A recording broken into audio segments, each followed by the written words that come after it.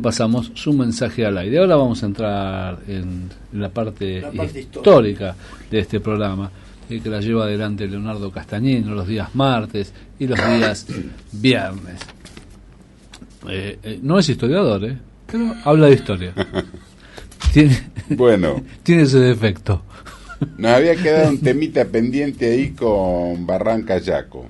Exactamente. Haciendo un reconto de veníamos contando cómo fue el asesinato de Facundo Quiroga. Facundo Quiroga fue como mediador al norte, pasó rápidamente en Córdoba, no lo alcanzaron a parar, a matarlo, lo mataron a la vuelta, trataron de tergiversar las cosas, que venían rastros de Santa Fe, que hicieron una parodia incluso de juicio sobre el matador que fue Santos Pérez,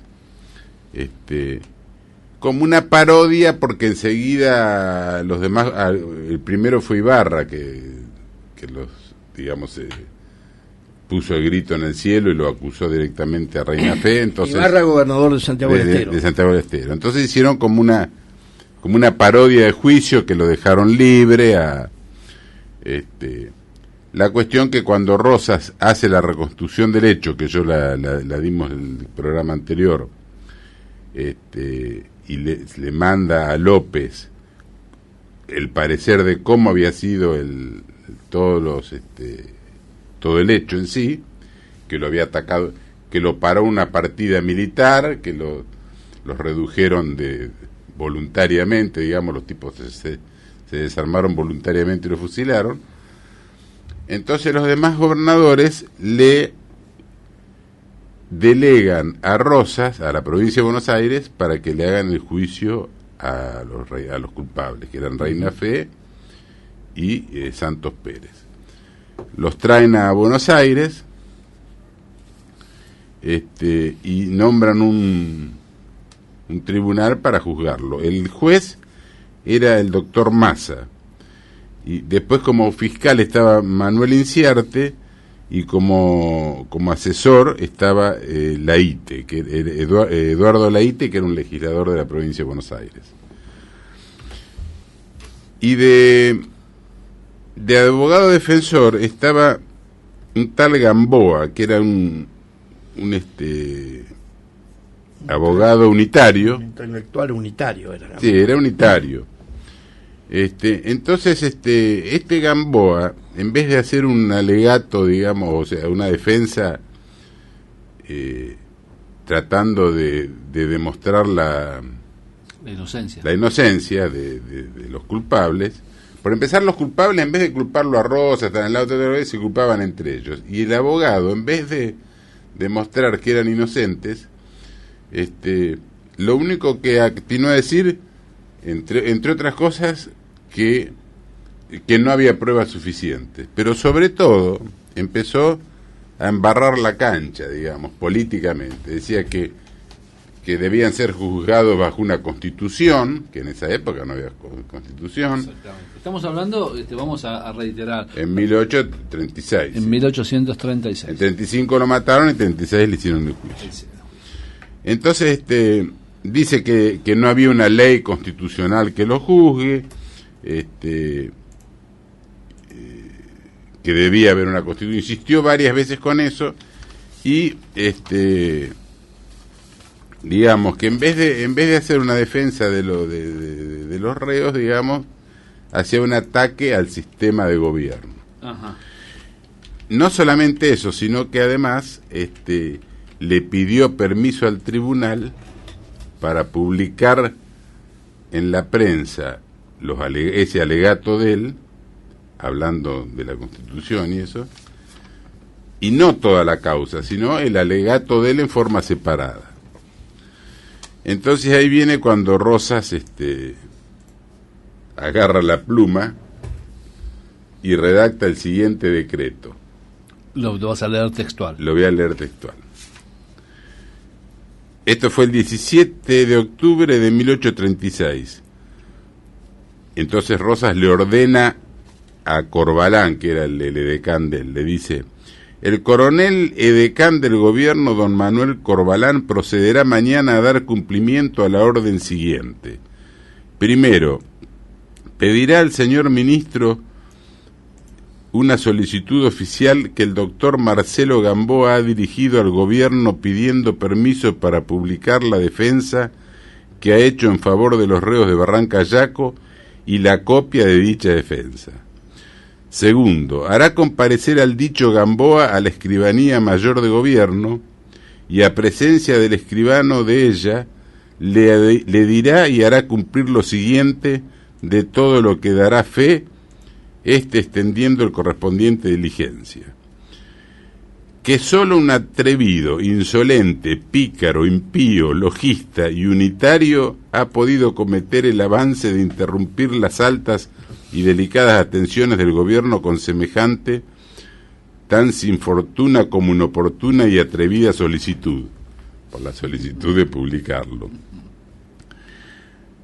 Dice que solo un unitario tan desagradecido como Bribón ha podido concebir la idea de querer la publicación aislada de la defensa de los feroces ejecutores de una mortandad sin ejemplo en la historia del mundo civilizado, que solamente un hombre que haya renunciado a toda la idea de la religión, de honor y respeto al gobierno y a la opinión pública, y en consecuencia a la perversidad, no alimente sentimiento alguno de amor y respeto al honor nacional, ha podido dirigirse oficialmente al gobierno pidiéndole permiso para publicar una defensa semejante, con la idea sin duda de preparar y despertar sentimientos que sólo pueden abrigar las almas dañadas y los corazones corrompidos de los unitarios, a cuya inmunda logia él siempre ha pertenecido.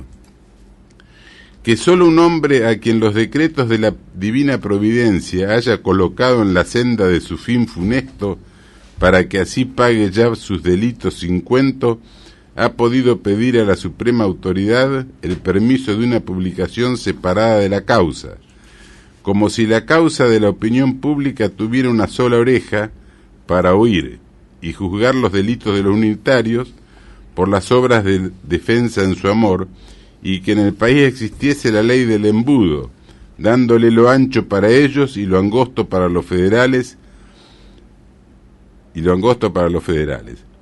que en su virtud y en pena de su descarada insolencia, en el acto sobreraye por su propia mano uno por uno todos los renglones de su atrevida presentación. Enseguida le entregará la copia de la defensa y le dirá lo siguiente al defensor, ¿no? Uh-huh. Que ésta se le devuelve porque respecto de ella nada dice el gobierno porque no haber trabajándola nada más ha hecho de cumplir con uno de los cargos y deberes del hombre de su clan, constituido en sociedad. Tanto más cuanto el gobierno declaró que una vez nombrados por los reos sus defensores, no se admitieran renuncias siempre que los elegidos por ellos fuesen de la lista aprobada por la autoridad suprema. Que por todo, y siendo su delito no sólo por el avance anteriormente expresado, sino también por la conducta que ha observado en sus conversaciones públicas y privadas, conducta inicua, alarmante y en todos los sentidos ofensivo a los altos respectos debidos al gobierno, se le ordena lo siguiente. Primero, que hasta nueva resolución superior no debe salir más distancia que 20 cuadras de la Plaza de la Victoria. Segundo, que no debe ejercer su oficio de abogado ni hacer escrito alguno de ninguna laya, por más simple e inocente que sea. Tercero, que no debe cargar la divisa federal, ni ponerse, ni usar, ni en público ni en privado, los colores federales. Cuarto, que por cualquier infracción de las 3 prevenciones anteriores será paseado por las calles de Buenos Aires en un burro celeste y castigado además según el tamaño de la falta. Quinto, que si se tratase de fugar del país, luego que sea aprendido será inmediatamente fusilado. Lo que se previene al edecán enunciado Coronel Manuel Corbalán para su cumplimiento. Firmado Juan Manuel de Rosas.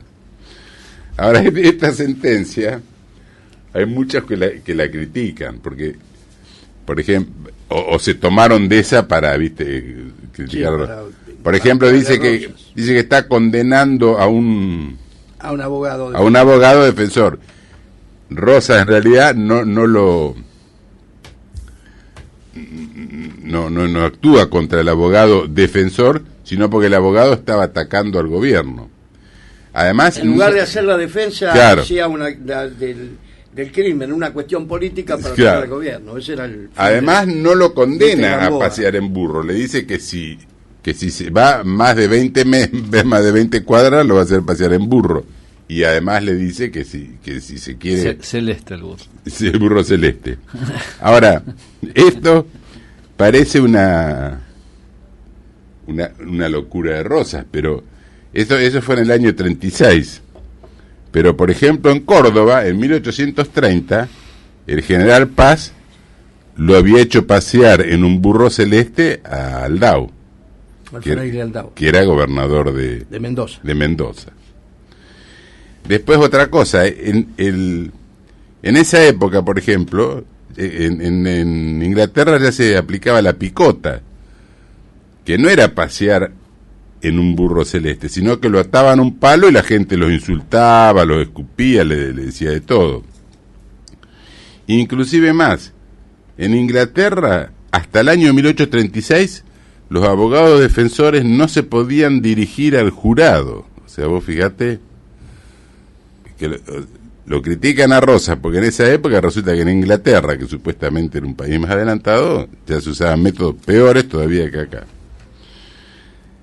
Bueno, sigue el juicio, por ejemplo, Cárcano, el historiador, dice: ninguno de los Reinafé, ni entre los jueces ni ante la corte, acusan a Rosas ni a López. Se acusan entre ellos mismos. El silencio en aquellos días pulveriza la calumnia. La cuestión que se dicta sentencia el 27 de mayo de 1837. Después hay una apelación del 9 de octubre del mismo año, del 37, que el tribunal la rechaza. Y por último, el 26 de octubre de 1837, en la Plaza de la Victoria, los fusilan a todos. Los fusilan y después los cuelgan. También se lo criticó a Rosas por el fusilamiento, pero como dato anterior, 25 años antes, Rivadavia ya había hecho fusilar en el mismo lugar 30 de los implicados en una fracasada revuelta que hubo de los españoles, y lo fusiló sin juicio, fusiló a todos, oficiales, suboficiales, e inclusive un sacerdote. Con esto quiere decir que lo critican a Rosas, o sea, ven la paja en el ojo ajeno, pero no ven la viga en el propio.